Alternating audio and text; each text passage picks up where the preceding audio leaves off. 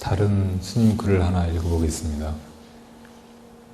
하나는 스님이 불이람을 떠날 때의 소회를 담은 글이고요.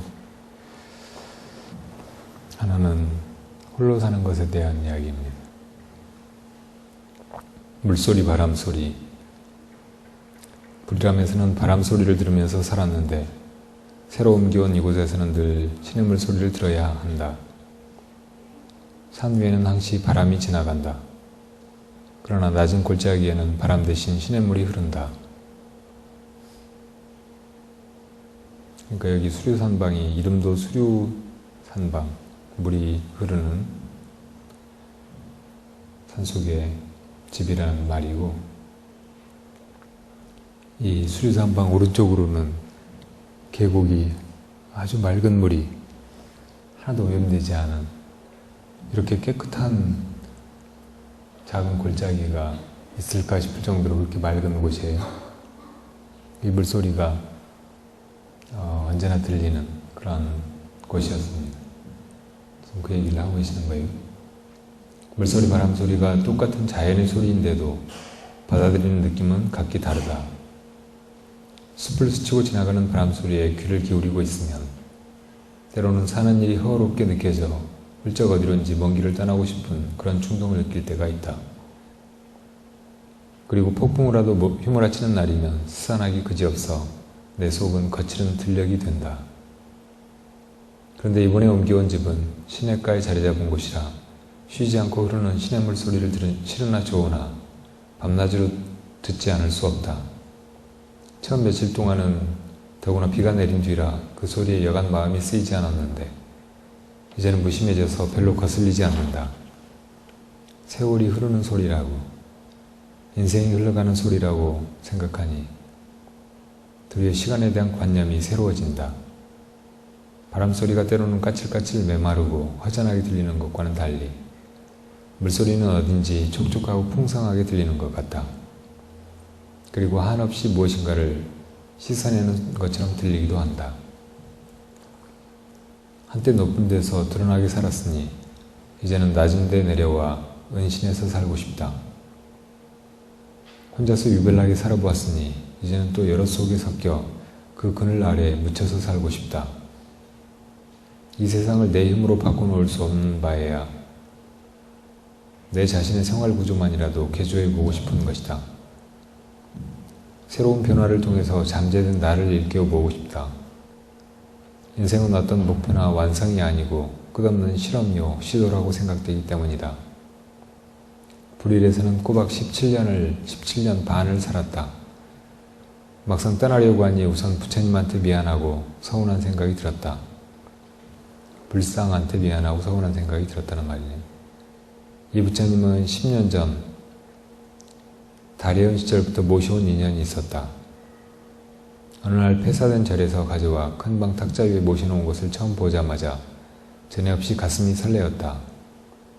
첫눈에 이끌리게 된 것이다. 그것은 만남이었다. 원불로 모시려고 마음먹었다. 그러니까 그 보조국사 스님께서 그 불감을 가지고 계시면서 항상 부처님을 모시고 살듯이 사는 마음으로 이렇게 지내셨듯이 스님들마다 자기 원부를 이렇게 모시는 수가 많이 있어요. 고불은 아니지만, 그러니까 부처님, 옛날에 조성된 그런 불상은 아니지만 단아한 모습이 마음에 들었다. 다래원에서 불이람으로 옮겨올 때 다른 짐은 짐칸에 실었어도 이 부처님만은 곁자리에 조심스럽게 모시고 왔었다.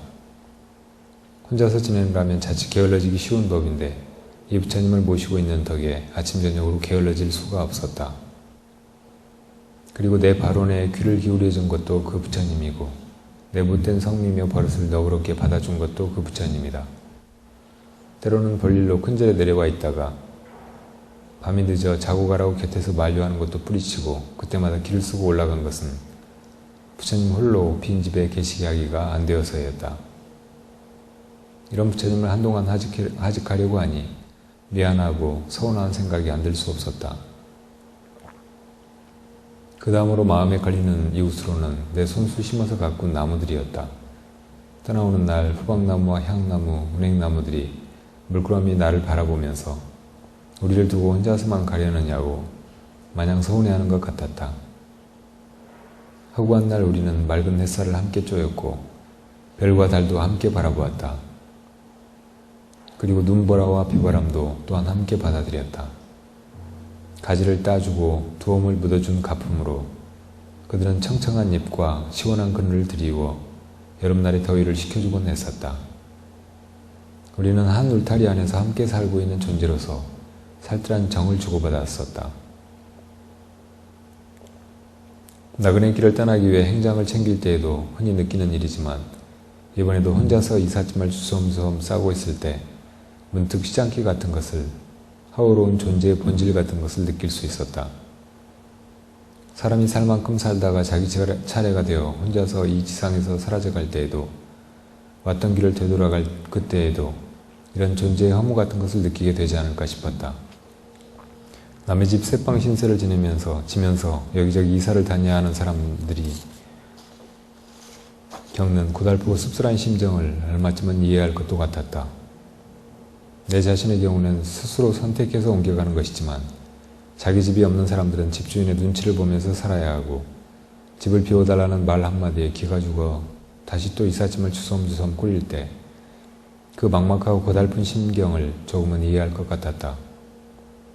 그러니 내 집 마련을 위해 온갖 희생을 무릅쓰고 그토록 열심히 살려고 하는 것이 아니겠는가. 내가 몸담고 살아갈 주거 공간을 내 식으로 고치느라고 며칠 동안 분주히 보냈다.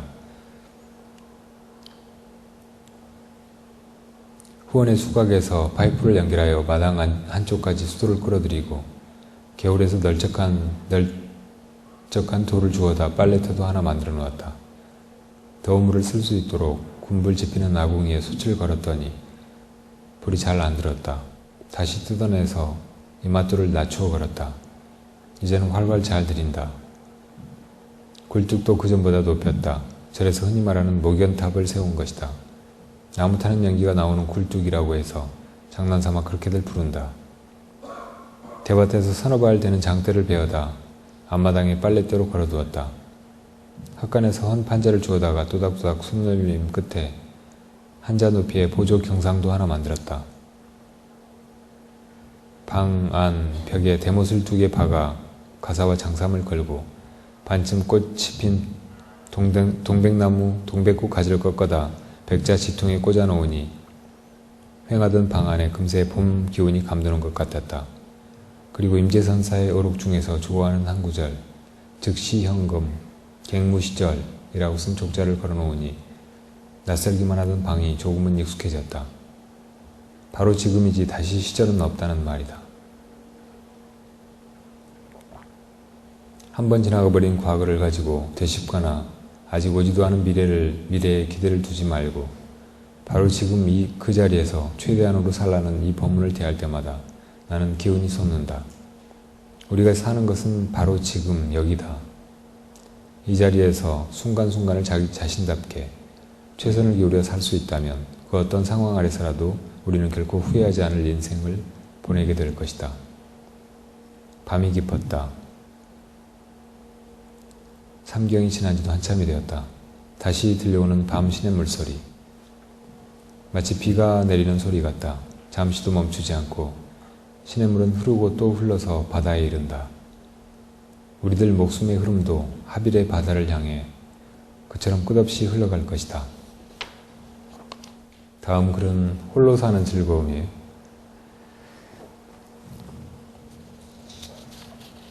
사람은 본질적으로 홀로일 수밖에 없는 존재다. 이 세상에 올 때도 홀로 왔고 살 만큼 살다가 떠날 때도 홀로 간다. 가까운 사람끼리 함께 어울려 살면서도 생각은 저마다 다르다. 사람의 얼굴이 각기 다르듯 삶의 바탕을 이루고 있는 업이 서로 다르기 때문이다. 우리 같은 독신 수행자는 주어진 여건 자체가 홀로이기를 원한다. 한 곳에 모여 공동체를 이루고 살면서도 저마다 은자처럼 살아간다. 서로 의지해 살면서도 거기에 얽매이거나 매이려 들지 않는다. 무엇보다도 독립과 자유를 원한다. 묶여있지 않는 들짐승이 먹이를 찾아 여기저기 숲속을 다니듯 독립과 자유를 찾아 혼자서 간다. 불교의 초기 경전인 수타니파타 이런 구절이 있다. 만일 그대가 지혜롭고 성실하고 예절 바르고 현명한 동반자를 만났다면 어떤 어려움도 이겨내리니 기쁜 마음으로 그와 함께 가라. 그러나 그와 같은 동반자를 만나지 못했다면 마치 왕이 정복했던 나라를 버리고 가듯 무소의 뿔처럼 혼자서 가라. 어차피 저마다 자기 식대로 사는 게 인생이다. 똑같이 살라는 법은 없다. 홀로 사는 사람들은 진에게 더럽혀지지 않는 연꽃처럼 살려고 한다.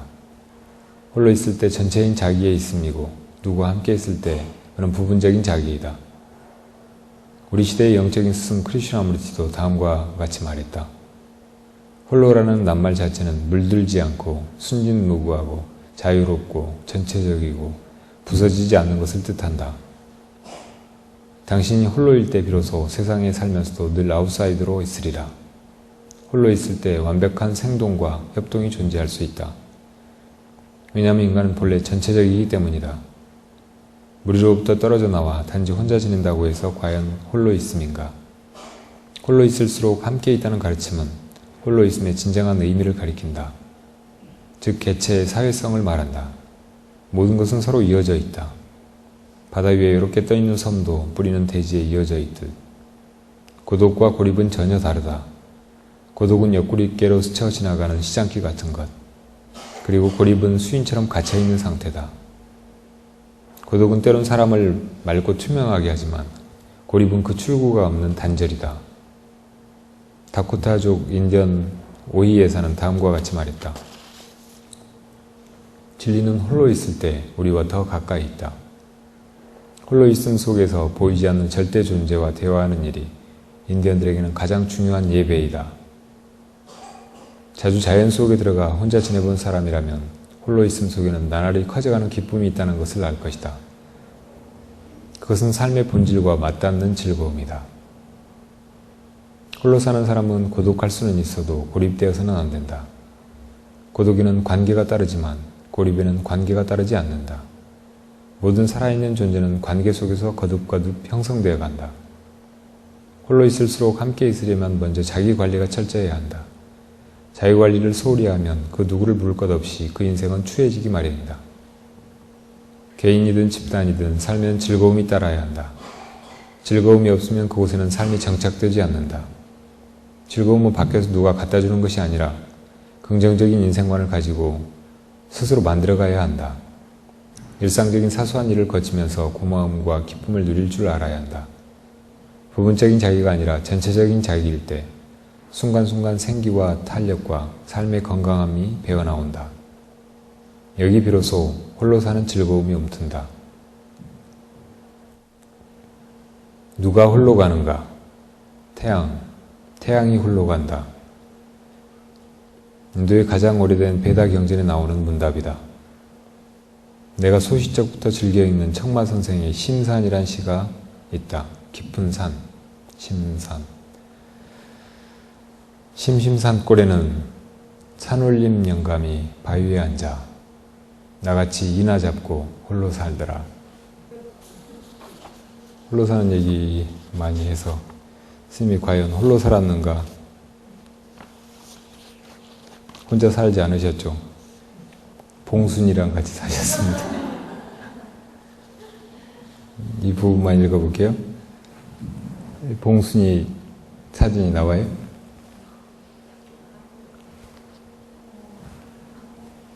봉순이 예쁘죠? 정월 보름 해제를 마치고 다음날 법회일로 길성사에 나왔다가 봉순이를 데리고 왔다. 단정한 얼굴에 단발머리, 노란색 웃옷에 목에 두른 보랏빛 스카프, 그 모습이 첫눈에 들었다. 박학률 화백이 나를 위해 그려준 소녀상인데 한쪽 벽에 걸어두자 오두막의 분위기가 확 달라졌다. 하루에도 몇 차례씩 눈길을 보내는데 바른 쪽 옆모습으로 앞만 바라보면서 말이 없다. 더러는 드런드런 말을 걸어본다. 처음에는 굳은 표정이더니 사나흘이 되면서부터 부드러운 모습으로 조금씩 자기 속을 열어 보이고 있다. 봉순이란 이름은 내가 지어주었다. 예스러운 이 이름이 나는 좋다. 그 애하고 얘기를 나누려면 이름을 불러야 돌아보며 다가설 것이기 때문이다. 화가가 봉순이를 내게 보내준 고마운 뜻을 이모적으로 생각한다. 혼자서 지내면서 무료할 때 더러는 말벗이 되어주라고 해서였는지 또는 차 시중이라도 들어주라고 해서였는지 알 수 없다. 하지만 봉순이가 내 곁에 온 후로 내 속들이 더 부드러워지고 넓어져 가는 것 같다. 한편 이런 생각도 하게 된다. 만약 봉순이가 지금처럼 고즈넉이 앞만 바라보지 않고 틀에서 내려와 실제로 내 둘레에서 움직이면서 세수도 하고 밥도 함께 먹고 설거지도 거들고 얼음 풀린 겨울가에 가서 빨래도 하면서 시중을 들어준다면 얘 그만둬라.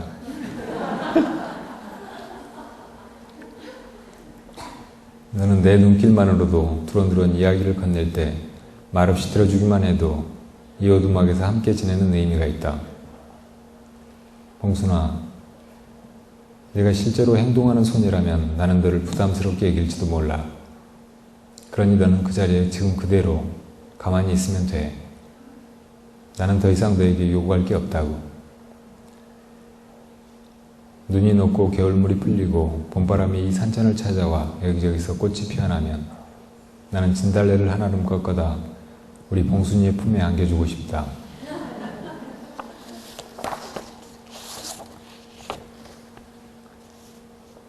여러분 오늘 질문이 없고 그래서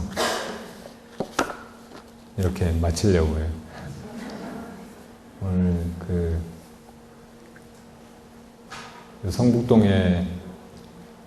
성북동 성당 또 덕수교회와 길상사가 함께하는 종교연합 바자회가 있습니다. 저 성북초등학교에 가시다가 시간이 조금 되시는 분들은 한번 들러보세요. 신자들이나 신도들이 이미 쓰던 물건이나 많이 값나가지 않은 그런 물건들을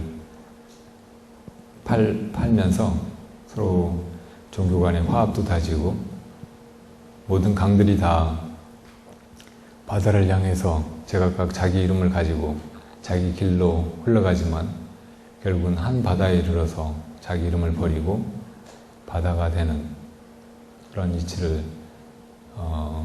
우리가 이 세상 살아가면서 저마다 자기 종교의 길을 또 자기 내면의 어떤 목표를 향해서 나아가는 그런 인생의 길을 가고 있지만 결국 우리가 그 마지막 이르는 점에서는 더 이상 내가 나가 아닌 그런 열반의 바다에서 만나게 된다는 그런 말을 한번 생각해 보시기 바랍니다.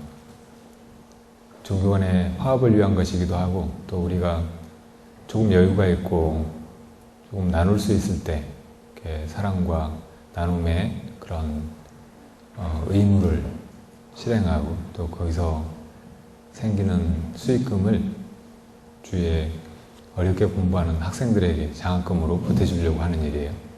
여러분들이 거기 가가지고 쓸만한 물건도 하나 건지시고 또 이렇게 학생들 도와주는 일에 나누는 그런 마음을 여시기도 하고 하셨으면 합니다. 오늘은 이렇게 마치죠.